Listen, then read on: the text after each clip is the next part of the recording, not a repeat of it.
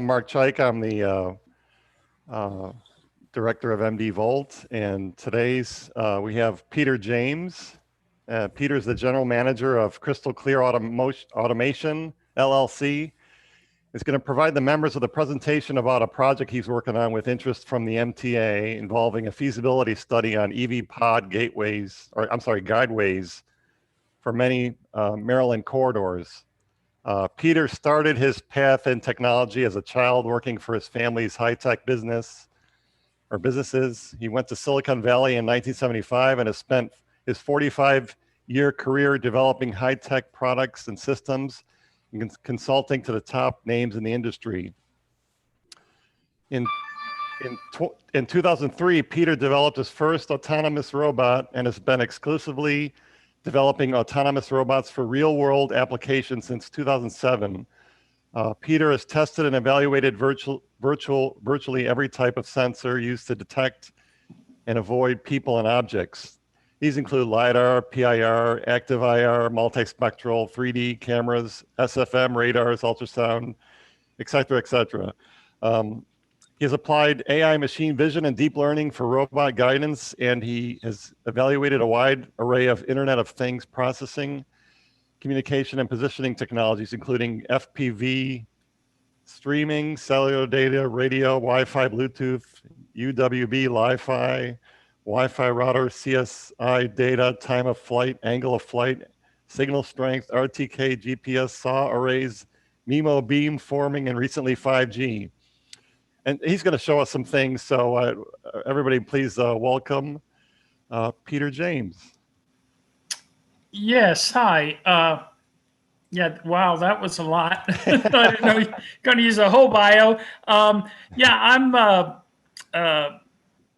actually was invited down to Florida by the Miami Dolphins. They have a sod farm, and King Ranch has 13,000 acres of sod farm, and one county's got 30,000 acres to mow, but COVID showed up. So I was just twiddling my thumbs, and a little over a month ago, my brother called me up and asked me if I could help him do some autonomous, do some system integration on a bunch of projects he's working on in the New York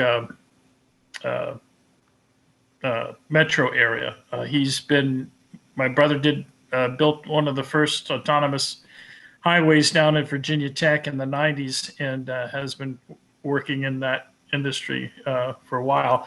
This is I'm only about a month and a half into autonomous vehicles for roadways. But I believe that, well, you want me to just start kicking off with the video and stuff? Yeah, sure. Yeah, okay. Let me do my share.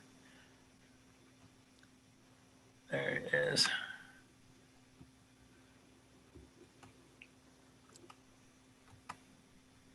Sorry, guys. Can you see it? Yep. Yeah. Okay. So we may have to wait quite a while for this to be a everyday occurrence.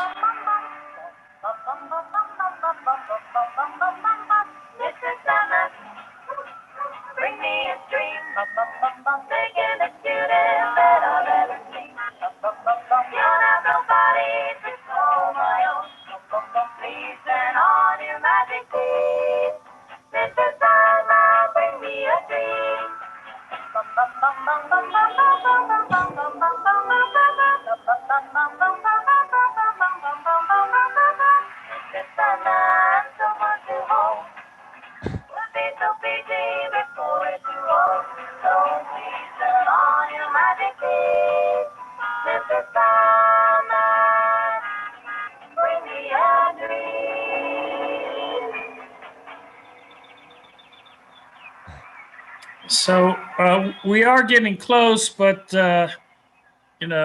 Musk and Uber keep knocking off people here and there, and so it may be 25 years, maybe 20 years till we see that for real. But we can take advantage of these sensor technologies today by putting in dedicated guideways. This happens to be an elevated. The guideways can be at street level and less dense areas.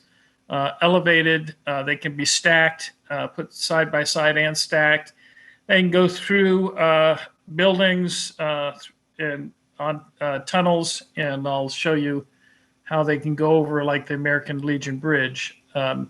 So what my brother's focused on up in New York City area is like 20 passenger buses that are autonomous. And I'm focused on single and maybe a few dual passenger systems. Here's the first and only what they call PRT, which stands for Personal Rapid Transit, but really it's a group rapid transit. It's been running with no incident until earlier this year when a boulder fell off a mountain and hit one of the cars and injured the driver and two passengers. But luckily we don't have any big mountains in Montgomery County. And so the advantage is, first of all, my approach is just to put basically footbridges and bike paths, and then allow these small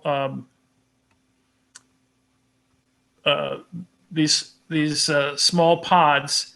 By keeping the pods small, we can keep the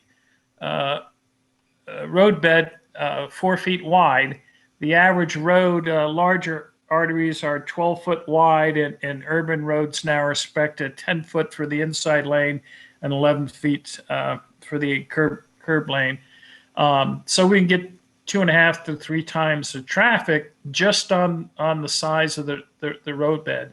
But there's also something called, they call them phantom log jams.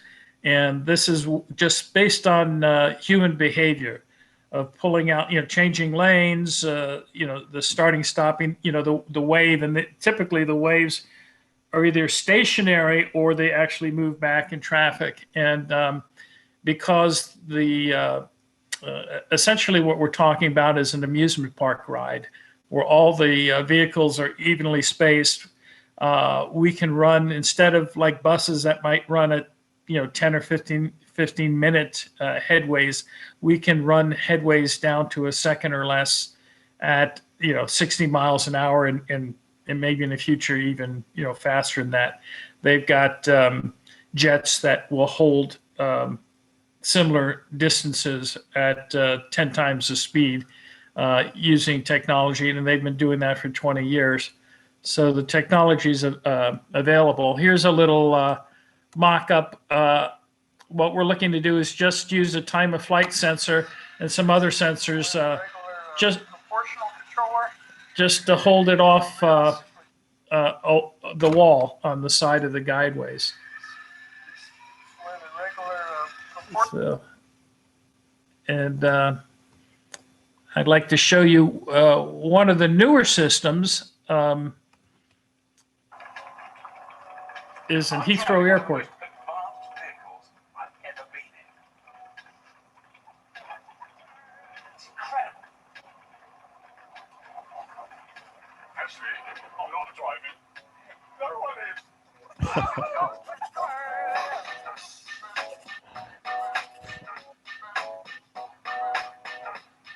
So I've come to Heathrow Terminal 5 to have a go in one of their pods. I don't even know what it is. That's a pod there. I don't know how to use it. Modern technology is really challenging. How do you use it? Oh my God. Please touch the screen to start. Where do I want to go? Station A. Go station A, yes, okay. Yeah. That's it. Just get in. That's it. Yeah.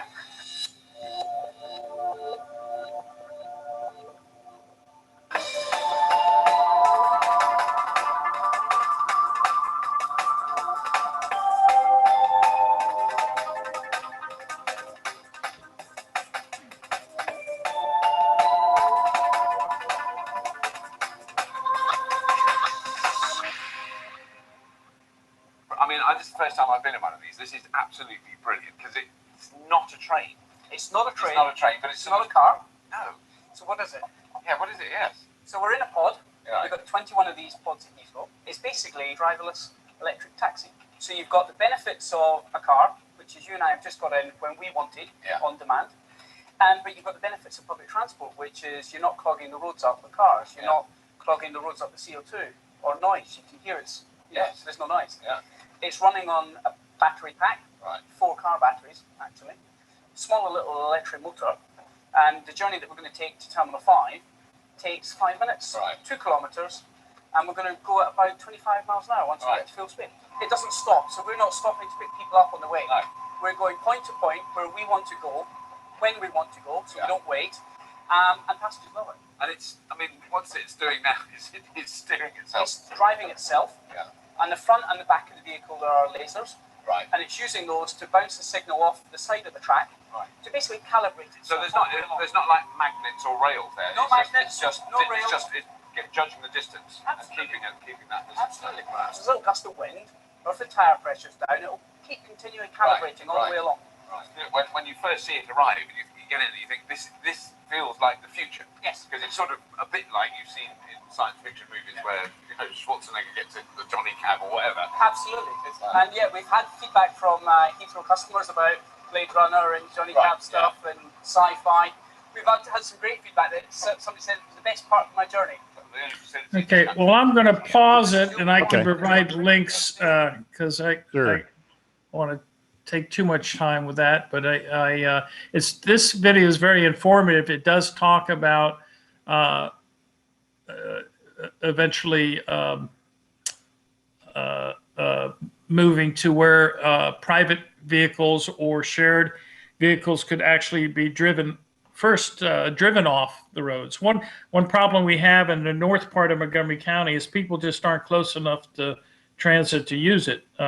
And who wants to walk 2 miles to get to a bus stop, in the snow or whatever. So the idea would be to, drive. And that's a subject I really want to discuss with your group because you're all electric vehicle guys and women, to see about, maybe getting started with some personal pods that would connect to this system.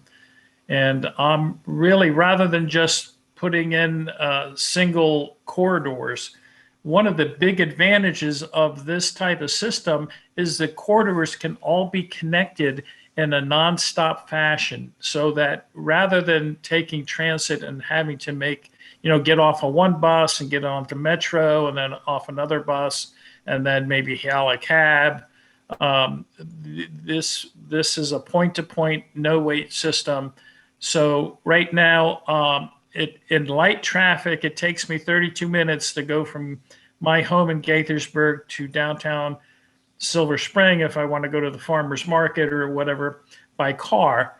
And it takes 2 hours if I'm lucky to get there by transit. If there was a guideway on 355 and one on Veers Mill and one on Georgia, I would be there in 20 minutes. So this is the only transit system. It's the fastest transit system. And if it can be developed as a grid, it has the advantage of being faster than automobiles. So if we really want to get people out of cars and into transit, this is the way to go. Now here's Montgomery County's. I don't know if you can make that out, but this is the 90 miles of BRT, bus rapid transit, that the county wants to build for less than half, between a half and a quarter the price of this system. We could put in autonomous guideways and not for a lot quicker, a lot faster, particularly in congested areas like Pike and Rose and Bethesda. Can I ask if any of you guys live in Montgomery County? Yeah, I do. Yeah, Bob, there's a couple. Okay. Yeah, I do. This is Jeff. So 3. Okay. Yeah. So I'm here to I forgot who it was, but this guy was trying to get people to help him cut timber for sailing ships, and he wasn't having any luck. So a guy told him, he said, "You need to inspire them in a love for the sea." So all you guys are EV guys. Can I get a kind of quick poll of how many of you, why you're picked electric vehicles over gasoline, or anybody Well, want to chime in? Yeah, I mean, speaking for myself, I picked EVs. I got some questions too, but for me, it was like environmentally, so just clean electricity and energy security reasons too. So clean domestic electricity. I'll second Scott. The same for me. Yeah. Do you guys have your own solar panels? I do, yeah. I mean, I have a kind of a modest system on my house, 2 kilowatts, but then I'm on community solar also. Okay. So Jeffrey mentioned domestic energy was the reason why he drives electric. So one of the issues with electric vehicles is that they're mostly using coal-powered plants.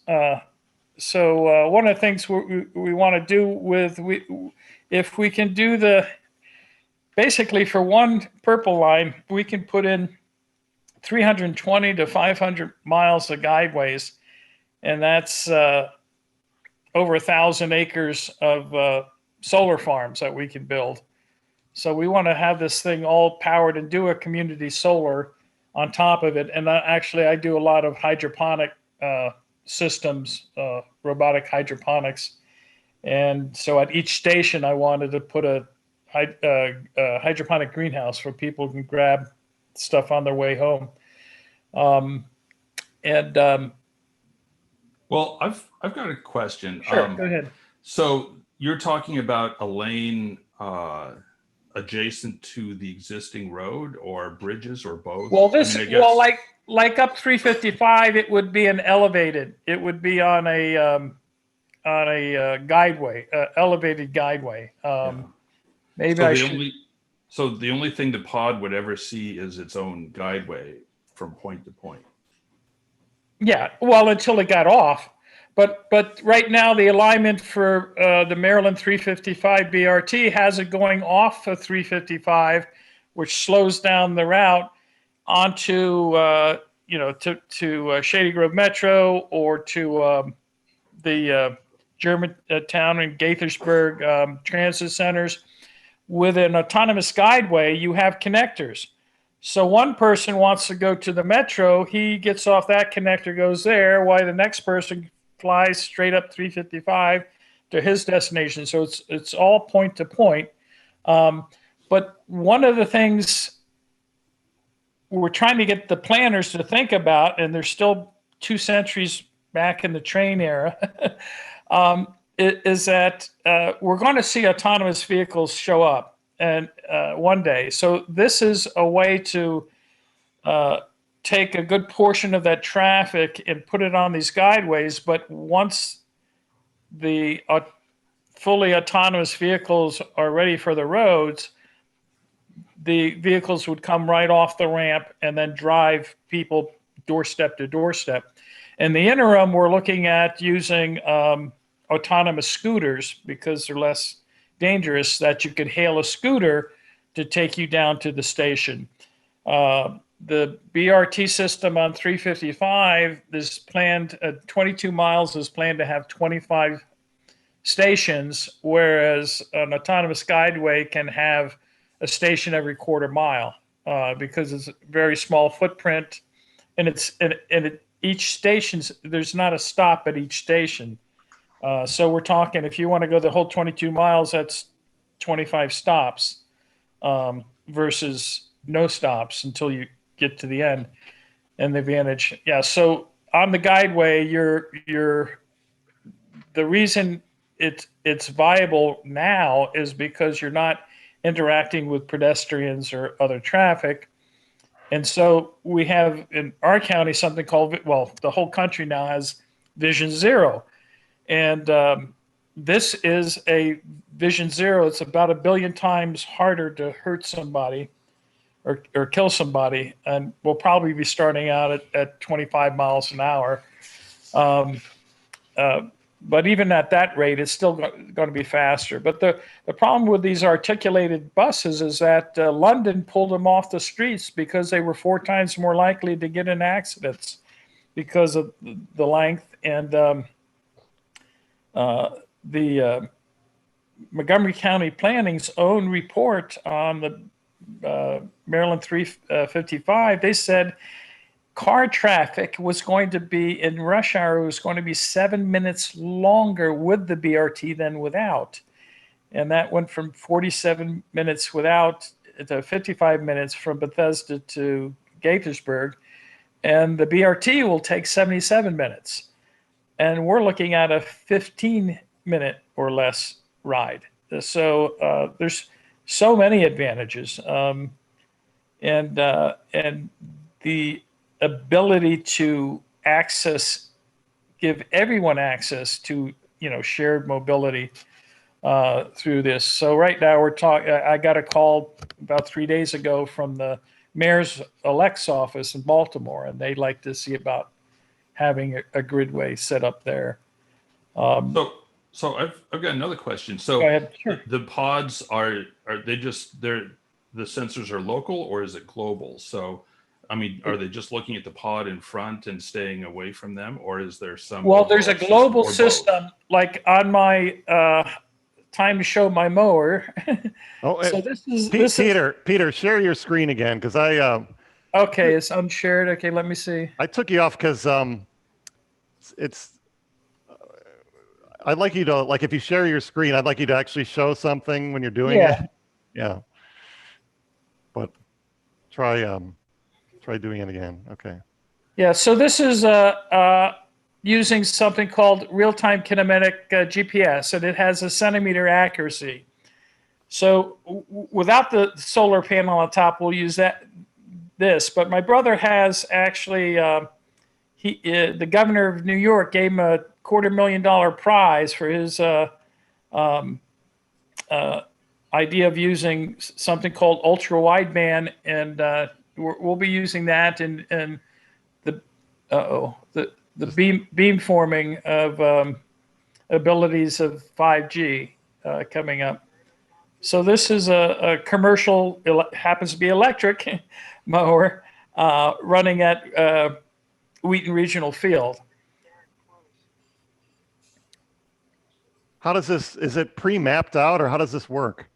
This basically, you take a Google Map photo, and you draw a line where you want it to stay, and it goes back and forth in parallel lines till it finishes.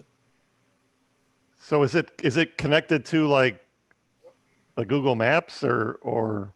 No, it just, if you want to look at it, it just to display to see how it's tracked. But once it has the polygon information, it goes from there. I see. So this is something you put together? Yeah. So what I'm going to do is take this system. There's 2 little ultrasonic backup sensors for cars. So we already have a commodity price. Most new cars have driver assist. And that's the type of sensors, both vision and radars and ultrasonics and other things. This is just, am I still on the? Yeah, we're still looking at the lawnmower. Okay, can you see me though? No, once you share your screen, that's all we see. So you'd have to go back to. Okay, that's all right. Yeah. Well, I can keep showing you some stuff. So basically, I'm porting this over to a little faster vehicle, and it's a much simpler thing because this thing goes and it uses different patterns and figures out how to divvy it up into, mower wide swaths. and whereas with the autonomous motor, it's much easier. So let's see. We also will, particularly at the stations, because nobody's going to be on the guideway. But at the stations, there's a possibility that people might want to jump out into the, hop over the railing or whatever. So we would have, this is an open source AI deep learning detection system that we'd put at, at the stations. It takes a $100. Now both Google and NVIDIA have $100 IoT servers that will run this software. So 2 years ago, there was a lot of, now in order to connect people when they get off, this is, Montgomery County has a new flex service in, I think in Glenmont, but they're bringing it to Rockville. And I just did a mock-up of here where you just put in your destination or you click for it. And it would basically like a Uber ride give you. So we're looking at the, to be able to hook up the surrounding area. So to, provide kind of what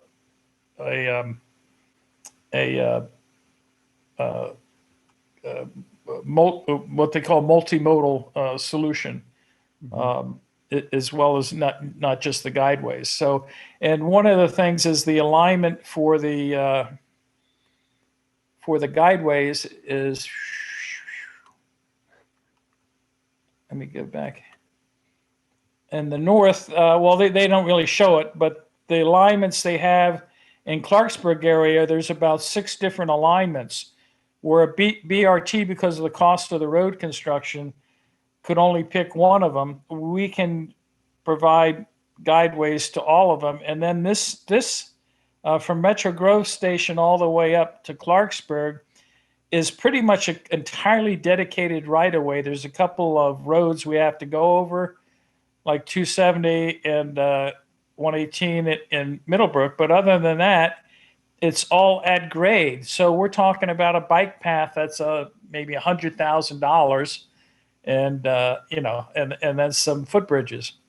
So once you get in less dense area, it becomes very inexpensive compared to down here. But even in the more dense areas, it's still half to a quarter the price of BRT and 1/10 or 1/20th the cost of a light rail. And actually, because of our headways and the ability to put multiple decks, we can do better ridership capacity than a light rail system.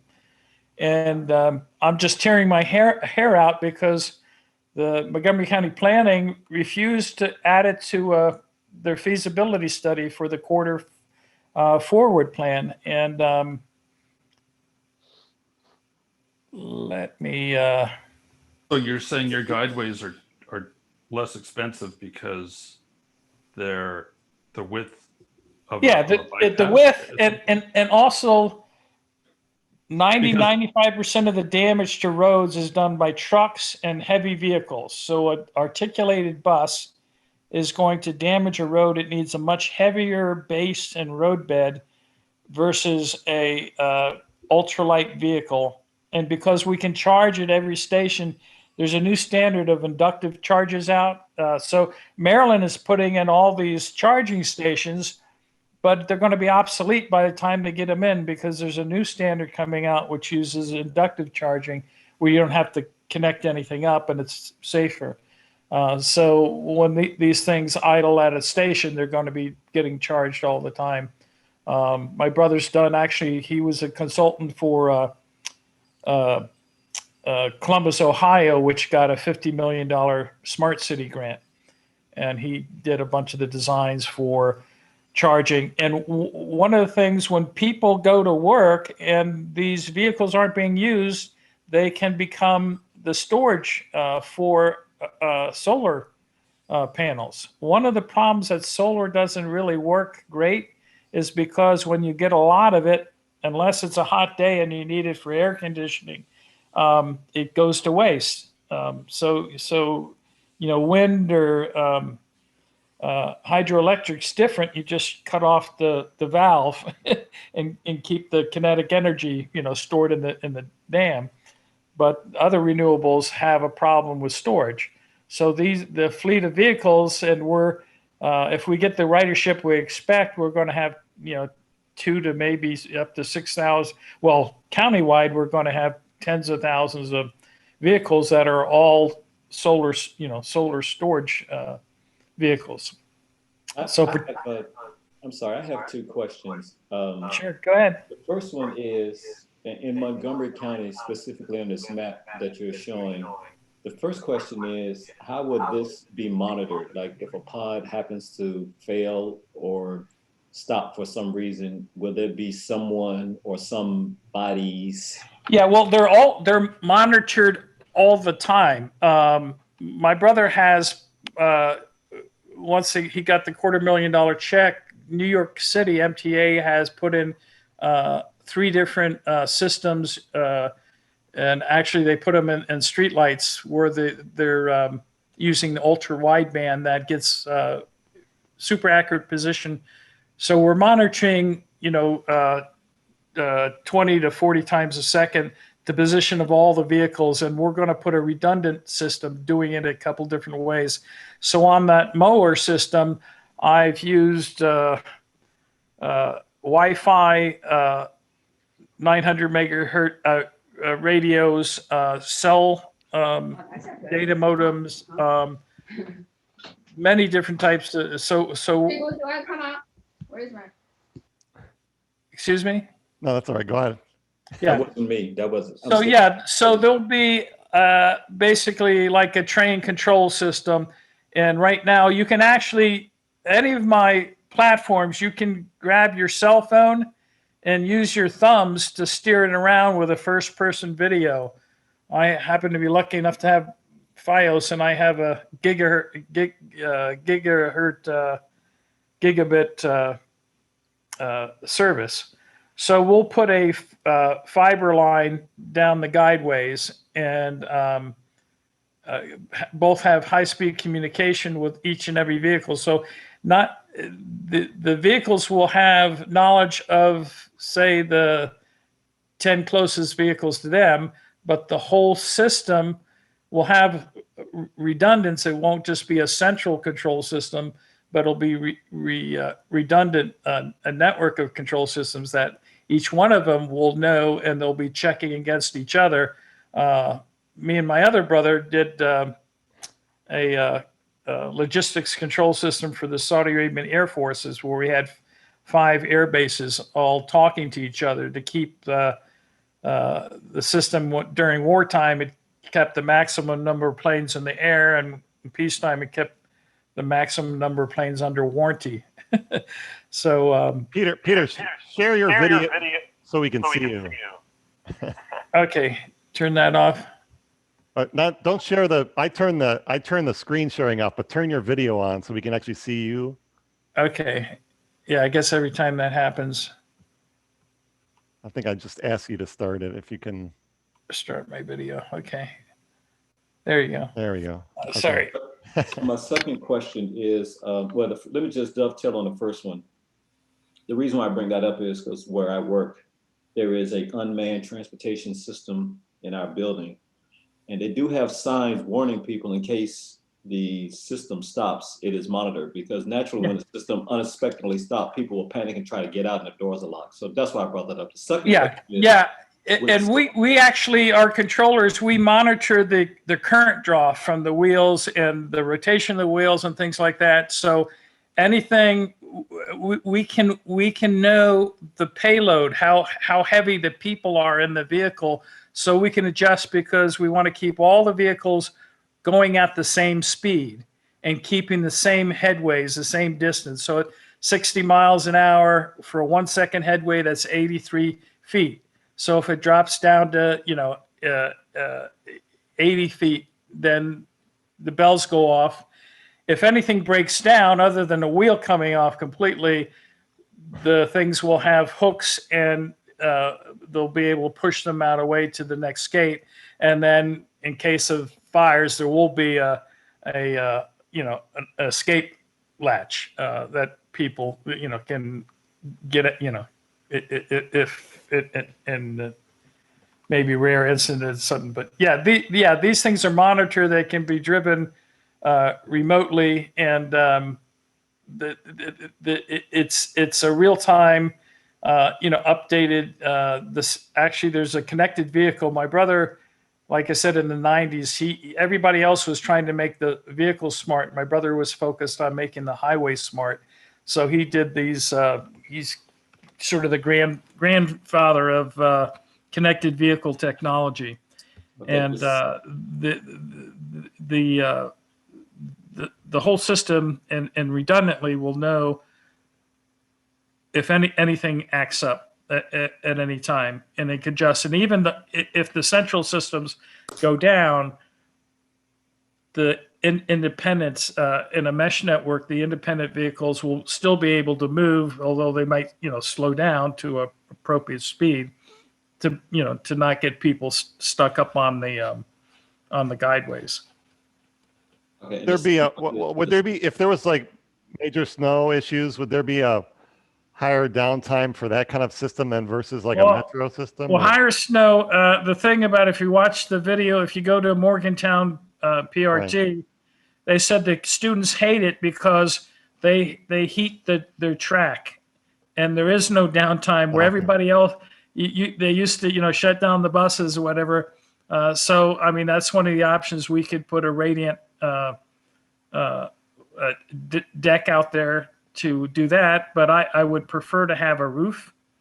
A roof prevents anything getting blown on the track, and then also gives us more consistent weather. A lot of particularly vision systems, like the Tesla, one of the fatalities happened when the sun was setting, and lost the median strip, and there was a whiteout. So each sensor, as a matter of fact, right now, I don't know if we'll get this RFP, but the SHA has a RFP, and a University of Maryland professor that I've worked with before has asked me to be the technical lead for it, and we'll be actually evaluating all the deployed smart crosswalk technology that's out there. So this is so doable, and a lot of people that develop these autonomous systems, they have just one sensor. They'll have ultrasonic or radar, and what we'll do is we'll put a dozen different sensors, and then maybe back off of that a little bit. But they're so darn cheap now. And then there's something called data fusion, where you take all the different data. So we have accelerometers, encoders on the wheels, radar, sonar, LiDAR, and then vision, 3D vision. Right now, for $200, Intel has something called a RealSense camera that gives you a 3D picture. So as it's real time. So what we'll do is we have a CAD file of everything that should be on the guideway, including what a back of a pod looks like. And then if anything, we'll be continually subtracting what should be there from what is there. And if anything pops up in that 3D model, we'll know that we need to slow down or stop, or, then send out the alarm. Mm-hmm. Okay. Any questions? My second question was about the solar panels. In the daytime you get solar, but what happens at night? How would they be charged, or how would the pod be operated? Well, I mean, it'll be a grid attached, but the the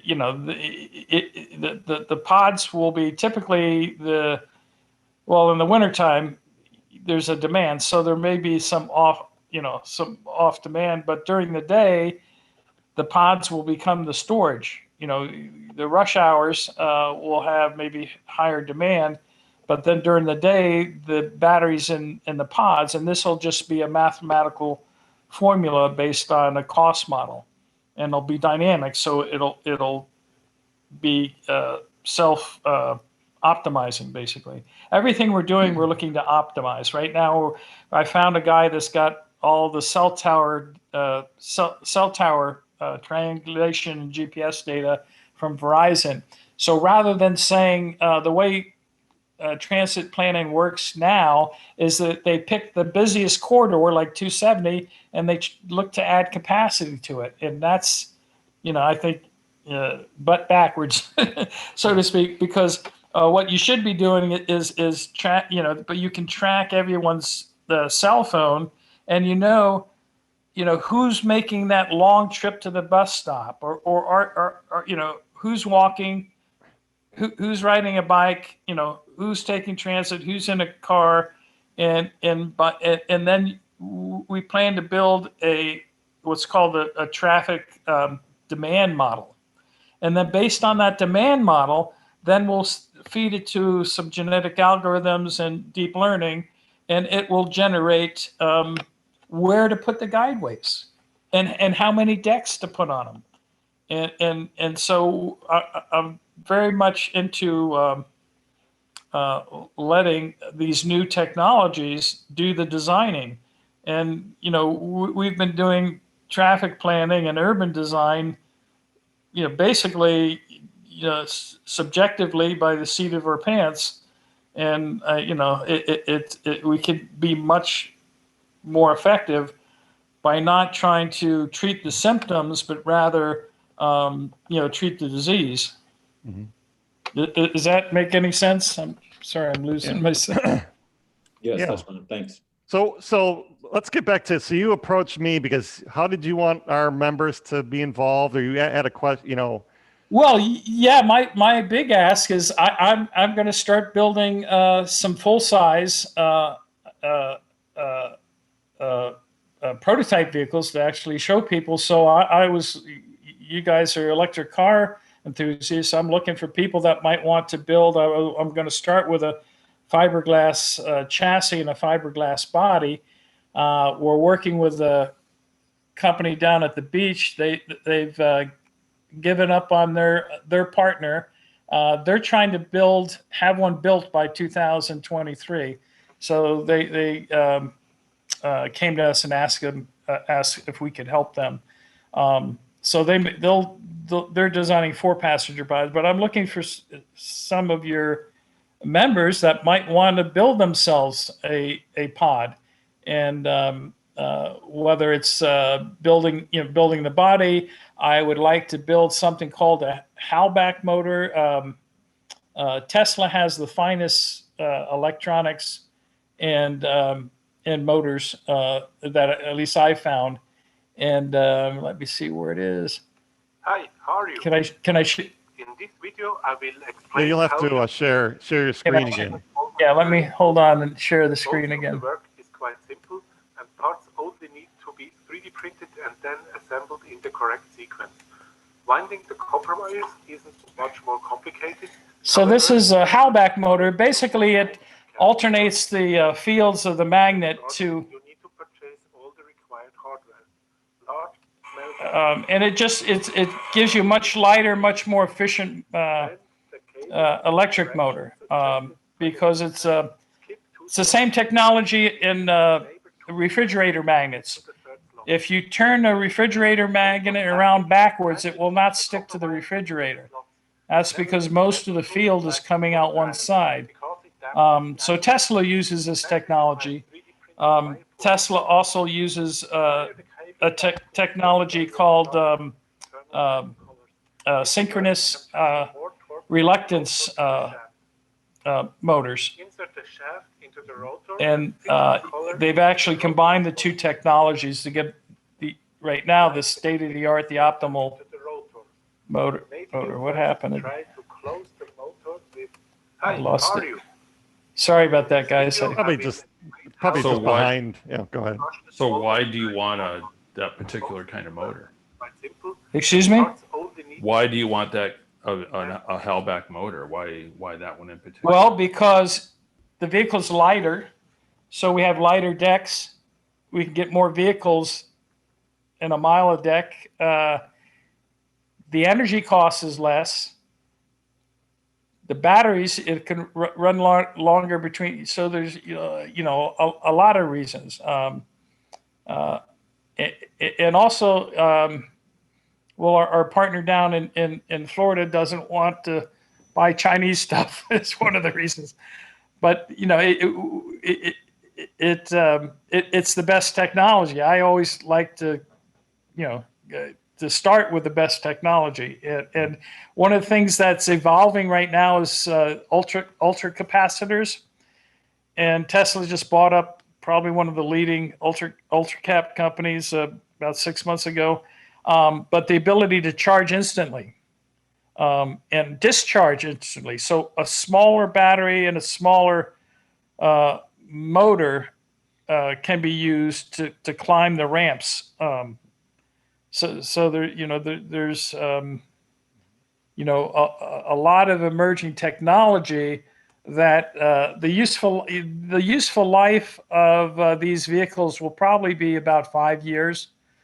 So compared to rail, which is longer, but to me that's a good thing because this technology will get so much better as we go along as far as electric vehicles. So Peter, do you have any associations with any local colleges? Like I know we know people at University of Maryland that are involved with some of this kind of stuff. Well, I'd love to. I've been trying to reach the guys that build the electric race cars and the solar cars, and nobody ever gets back to me. But I have been working with Cynthia Sorello, who's a traffic analyst.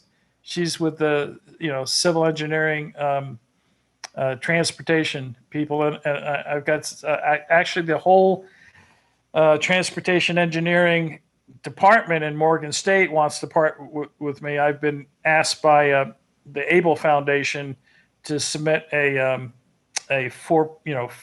direct investment for a for-profit company because they want to see social equity.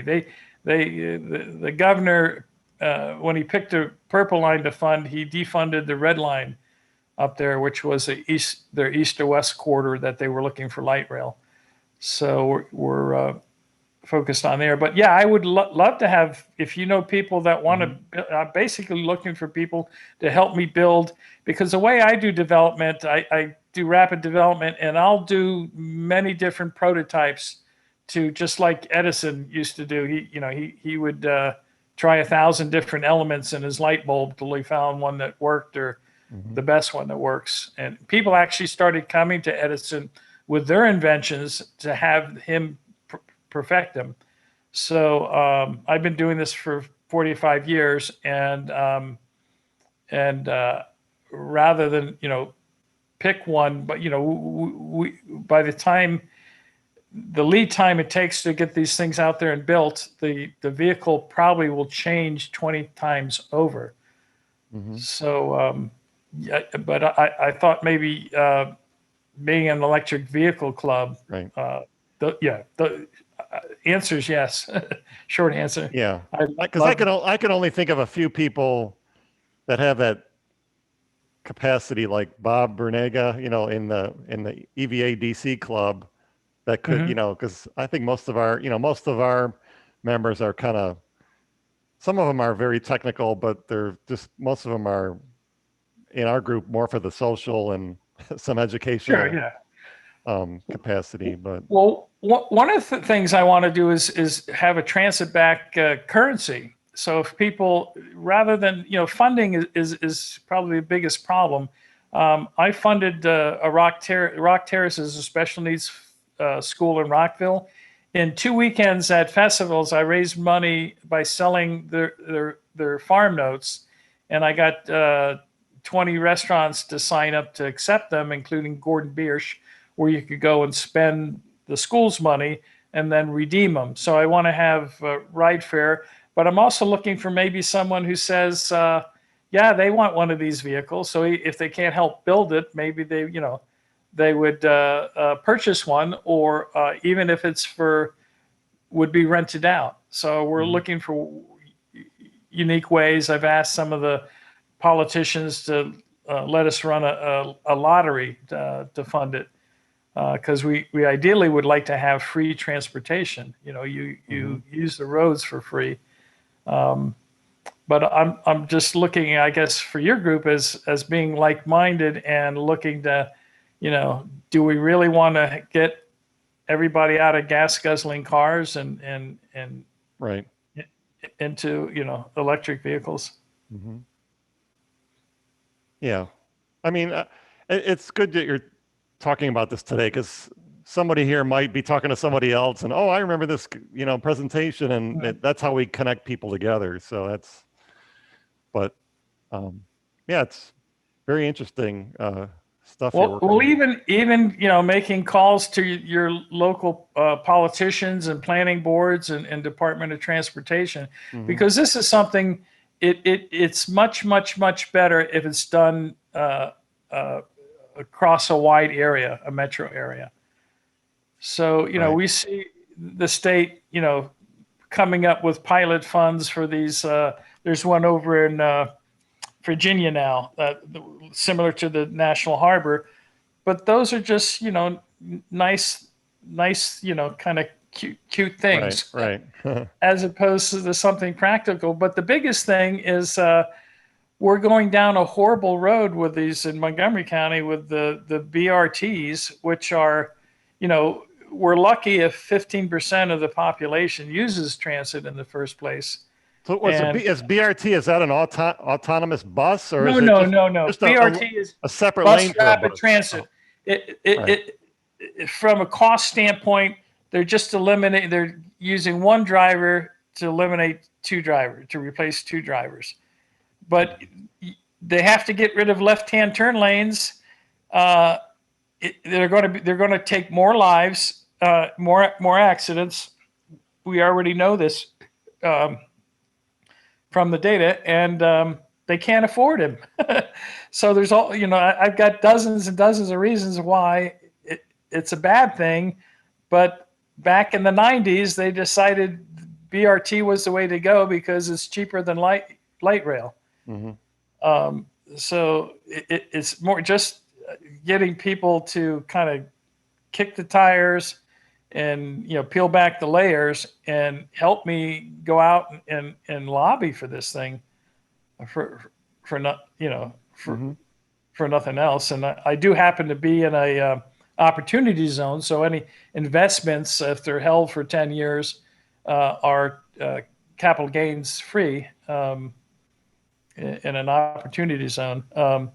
But certainly your members probably got into electric vehicles not because they can drive farther with them, or unless they have a Tesla in ludicrous mode, they're not going to beat the Porsche, but because they're they want to they're thinking about posterity. Right. So go ahead. I've got a question. So, yes. It seems like you're taking the bus and essentially breaking it apart into little buslets, and then each person would have, that's what the pod is. Yeah. And so doesn't it has to be two directional, doesn't it? Because let's say that 1,000 people in Clarksburg summon their pods, and then there's one person per pod. So yeah, ideally you would kind of ride share in a pod, but let's say that worst case, each person had a pod. So then they would go down and fan out around NIH or even downtown, or link up with Metro or something. But then they have to go back out to Clarksburg and pick up the next person and then take them down. So that there's Yep. No, it is two-way. So some of the stations will be median stations, and the thing will auto distribute it. So the turning radius is we're talking about maybe 6 feet long by 3.5 feet wide. So there's very small footprints. They can be stored actually, rather than having to have a storage barn, they can be stored underneath the decks. And so there'll be turnarounds, at least every mile. And then some of the stations will be like pull through. The stations in the median in particular. Because the one advantage you have is if you're building the guideway, you can build in inductive charging, so they can be charging as they're going. Yeah. Each one of the stations that will have inductive charging in it. And my brother actually he basically, for Columbus, Ohio, the reason why they won their smart city was my brother said, "Hey, let's use our parking garages to not just provide charging for electric vehicles, but provide storage capacity for the electric grid." But would part of it be elevated and part of it be at ground level? Yeah, depending, as you get in the northern part of the county, like I said, there's something called Quarter Cities Transitway. There's a phase 1 and phase 2. For phase 2, there's a dedicated right-of-way that does not intersect anything, and that could be all a bike path. So depending on how much you want to go up and down, you may decide, let's just sneak underneath this road, because if they're only 5 feet tall, your tunnel size. So to put a tunnel in for light rail is a 28-foot wide plus margin. So when you're doing tunnels, it's a measure of volume, not I guess it's more surface area, but it's a much smaller footprint everywhere you go. So I was looking at so instead of the American Legion Bridge is a big bottleneck. If all the solutions they're looking at, they have to spend $1 billion and tie up traffic for a long time, where we can just put it either down the centerway or hang it off the side of the bridge without any of that. So these things go up real quick. It takes the elevated versions take about 1% of the land area of BRT, and even less of light rail. So they can be pre-assembled and gone out and be put up a mile a week or whatever. So they go in much faster. They have much less environmental impact. One of the problems with the Pike and Rose and Bethesda area is that about half, or 53% of the cost is the cost of buying up right away. And then in addition to that, they're going to request that any developers dedicate frontage. And that's very expensive property. And it makes maybe some developers not want to develop. And then also it loses revenue to the county. And it also, the county has a goal of putting housing and people in these targeted areas. So it reduces that count. So there's, I could go on and on as to how many advantages this system would have. But, the reason the planners gave to the board was that they didn't have the expertise to evaluate it. And kind of my take on that is, well, then you got to either get some or go find a job somewhere else. Yeah. Okay. Okay. I think I'll be posting this video on YouTube. So, I mean, we appreciate the information, and we can, I know Scott and Bob are with another, they're with my group, but they're with another group, and they may even talk about it at one of their meetings. So, Mhm. and they may even want to have you, talk to their group, but, Yeah, do you have like a website where your concept is? I got a guy who's supposedly working on that. So I have if you go to rjamesinc.com, that's my brother's website, and he's been doing this for, like I said, since the 90s. But he actually has already met with the governor of New Jersey about putting this on the New Jersey Turnpike, and he's got the backing of a company called Plenary Group, and they have done about $250 billion worth of what they call P3 partnerships. But that group said they wouldn't touch Maryland with a 10-foot pole because of the Purple Line mess, and also Governor Hogan's fighting with everybody else between transit and road expansion and toll roads. So it's a hard thing. But I really would like to have people get involved and fund it by the people. The Able Foundation actually funded a local currency in Baltimore called B notes, and historically, there's many examples where infrastructure was funded because of the interest carried. The island of Guernsey, after the Napoleonic Wars, couldn't afford to borrow money for the seawall was crumbling, and they wanted to build a indoor marketplace, and there was no money available, so they just printed up some of their own. And I planned, I want to basically start with $500 million worth of MoCo notes and go up and down 355 and get merchants to accept it so people can spend it. And that would also improve the economy. And you might want to write down WIR, a bank in Switzerland. And the Swiss know about banking for some reason. But this is a lending circle that has, they do about 2 billion Swiss franc equivalent transactions a year in something called the VIR.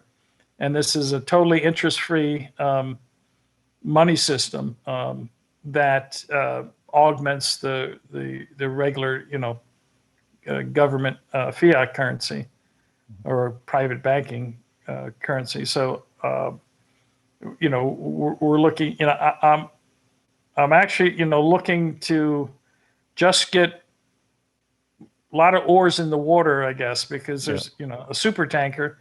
So people are stuck in this paradigm, and funding, as far as one of the design elements and transit systems, is funding, and it's probably the primary one.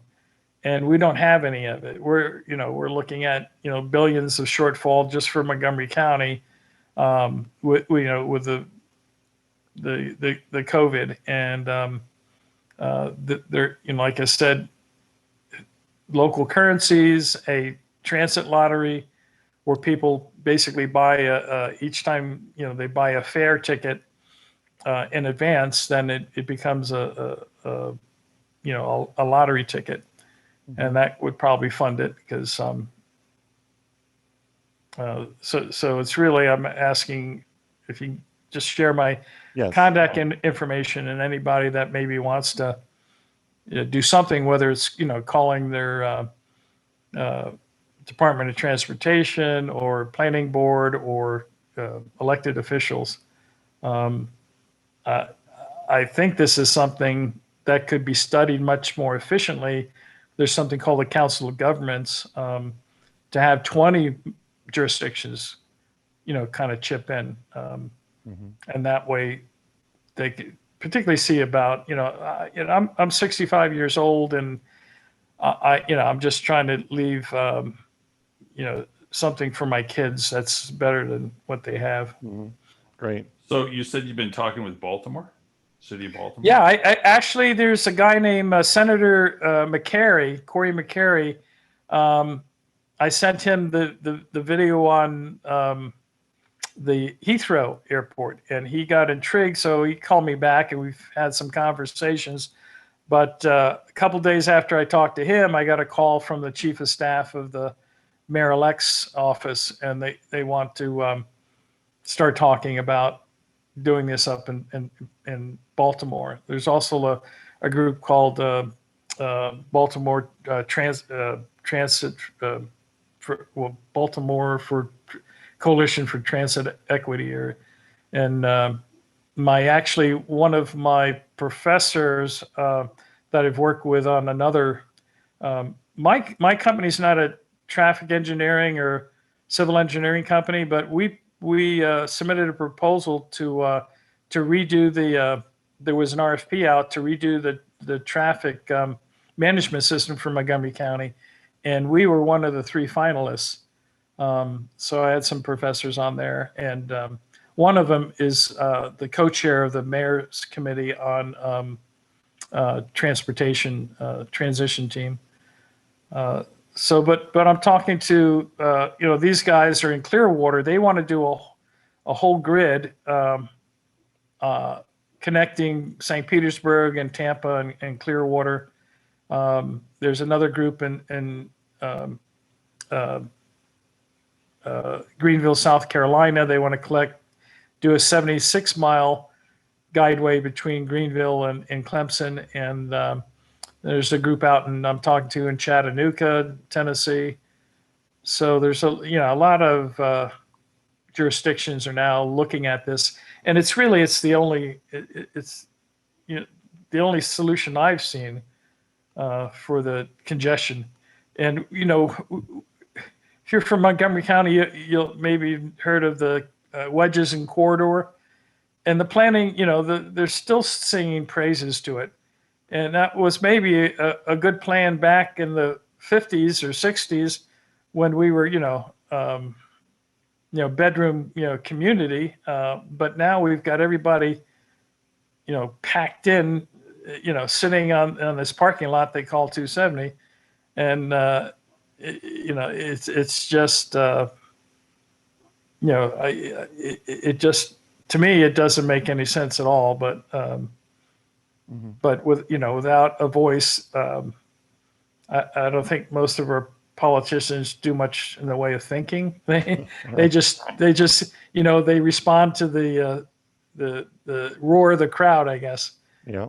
Well, we have some connections to some of the Maryland representatives, so we could probably find out who the best one would be to talk to, right, Scott? Like through some of our connections. Yeah, I had a good conversation with Mark Corman. Yep, that's one we're familiar with him. Yeah, but getting some action, like he told me I'm crazy to even talk about the Purple Line, but right now we spent $1 billion on the Purple Line, and they settled with 2 of the 3. Well, they have 2 of the 3 contractors back, but they still need a prime contractor, so they're 6 months or a year away from getting really started back up. And I said, there's this thing called a Crescent Trail. It's 5 miles long, and they have to build a bike path on it anyway. Why not put a bunch of pods on it and pilot it there? And worst thing that could happen would just take the pods off and go somewhere else. But that went over like a lead balloon. And it's literally 1/20th the cost. But what did Erkson say? $1 billion here, $1 billion there. Pretty soon you're talking about some real money. It's just, to me, it's incomprehensible that we continue to throw good money after bad, and not even listen. I can see if they don't change. Don't change your mind. Just, but not even wanting to listen. Or think. Yep. It's incredible, and at least you guys have thought enough to get go out and buy electric vehicles. I think that's great. I really appreciate, Peter. Thanks for participating this morning. I think we're going to phase into our next topics, which is we usually do like a little show and tell. Whoever wants to participate. So, Okay. Yeah, if I can. Jeff, are you still there? Jeffrey Cadman? He's all muted. Here he comes. You want to talk about the toy thing you're doing? Yeah, sure. So I'm an officer with the Maryland Tesla Owners Club. Your volume's kind of low. I don't know if you can do anything to.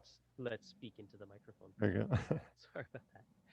And I think I was unmuted before when the kids were waking up and making a little noise. So apologies for that.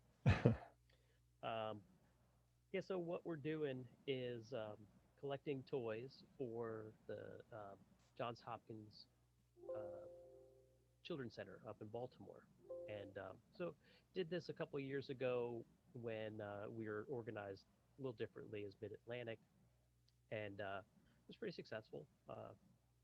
5, 6 cars got together. We collected, 3 or 4 trunkfuls of toys. Drove up there on a weekend, and we were able to bring the toys into their organization area, and it was real fun. In times of COVID, it's quite different. We can't really have any big meetups to collect physical toys. They are still accepting physical toys. So what I've done is we've arranged with some businesses to host boxes throughout the county and beyond, actually. I mean, one shop is up in Pikesville, a jewelry shop. He's a Tesla owner. We've got one set up at a brewery in Rockville. We're going to have a meetup on Tuesday, and a hardware store out in Poolsville. So spread around a bit, and the plan is to round up whatever we can collect and deliver it on Friday. That's the last day that they're accepting donations, and they're going to get a lot of volunteers to organize stuff over the weekend. Mm-hmm. And if you can't make it out to one of the physical locations, there's an online shop where you can order direct from like Amazon, Target, and a few other retailers, and it gets shipped directly to the hospital. I'll find a link and I'll post it in the chat. Yep. Or you could also post it on the comments on the meetup too, if you want. Will do. Under the event. So, yeah, got any other show and tell stuff or? Not really. Not really. Show and tell. Just a little plug. Some of the goodies that'll go into the box. Uh-huh. We have a good collection of Hot Wheels and found some car themed things. So Jeffrey, what kind of toys are we looking for? I mean, I guess just for all ages or all ages. And there's also a list of items. It's interesting. So they've broken it down into 4 age groups. So from infants, toddlers, all the way up through teens. And it's funny, to me at least, that, it's like the infants and the teens are the 2 that are most in need. It's kind of the middle years where I think they have enough of. Great. I'm going to go next, everybody. Here's my, let me see here. So, if I can make this work, let's see. I'm going to share my screen. Here we go. And everybody see that? Everybody see the Mustang? We see it. Okay. Yeah. Mm-hmm. Yeah, so I don't know if anybody else has gone. You can see by my background the trailer, but I went to look at the Mustang Mach-E a couple weekends ago in Virginia because it was on a Saturday. I think all the other ones were. It's a pretty nice car. I don't know if anybody. I saw it at the auto show. Yeah, do you know anybody that's got one reserved? I think one or two of our members have one reserved, but because I was going to try to get them to come to a future meetup, but very, very roomy. That's me in the back seat, and that's my legs in the back seat. I think the seat was all the way back, and now this is up a little bit, but I'm 6'4", so That's me in the back seat again. Plenty of headroom. Yeah, the seat was about midway up, and I'm in the back seat, so it's quite impressive. That's in the front seat, of course.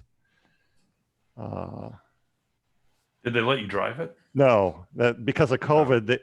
They were giving rides at other locations, but because of the COVID's kind of a ramped up thing, there's a little charge pad. I think it's only on one side up front. Really cool looking screens. Different. These are different modes, kind of related to the horses. The interesting thing about the Mach-E screen is that it has a knob that sticks out, and so that's like one of those universal knobs, right? Somehow there must be something behind it that's actually triggering something on the screen, because it's like stuck right on the middle of the screen.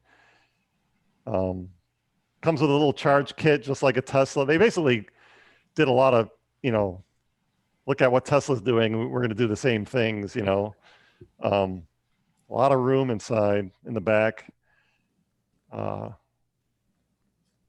So I thought that was kind of it's kind of a fun little trip I took to take a look at that. So, but I do have a Cybertruck on order, but I was looking at that. I don't know if anybody watched that Aptera presentation yesterday. Yeah, that's what I'm looking at. That thing is, I mean, think that would be cool. I don't know. I wanted one originally. In Maryland, I don't know if they would have to do something with those mirrors, because they looked like they were digital in the prototype. But I mean, for the price, and if you could probably still get the federal rebate, it'd be a nice little. I don't know what the side I watched another video and they were talking about the side impact and what's it going to be? What would it be like if you got hit by the side But apparently it's like a carbon fiber shell, so it's probably really strong. I don't know. Who's next? Anybody got some show and tell? I guess I do. I've got some toys that that I picked up. All right. I mean, you guys got me into Hot Wheels, so I wasn't doing that before, but here. This is what's a Model S? Where'd you find that? That looks like a Halbeck array to me. Yeah. That might have been from Safeway, because now I scavenge the toy bins. Right. Like you do. And we got more competition now. Yeah, and then I don't know if I showed these before, but I went down to the BMW plant in Spartanburg, South Carolina, and they have in their shop, they have these nicer kind of die-cast ones. So here's an i8 and an i3, which I thought were kind of cute. So, I mean, I'm not really that into these, so I'm just going to leave them in the box and let them get more valuable. And then the other thing was when I went to China, in a convenience store, they had these little die-cast ones. So here's an iMeave and a Leaf. Yep. And these were just in the corner shop. So I said, well, how can I refuse? And so I got those. And these are Japanese, but they were in this little Chinese convenience store. So. Yep. Anyhow. I have a couple. I mean, this is great. This is a Fiat 500e. So if you're looking at Hot Wheels, the ID series, which is like a chip in it, they're a little more expensive. They range from $5 to $6, I think. But I found this. I was going to give this to Pocahontas because she has an orange one. What do you mean it has a chip in it? You mean it? Well, they're like you connect it to an app on your phone somehow. So they're they're fancier Hot Wheels. They're usually stacked in boxes below the cheaper ones, the dollar ones. And so that's the 500e, but then there's also a Jaguar I-Pace. So again, you can get these on Amazon if you do a search, either for the Jaguar or the Fiat 500e. Just search for Hot Wheels ID Fiat 500e, and you can get.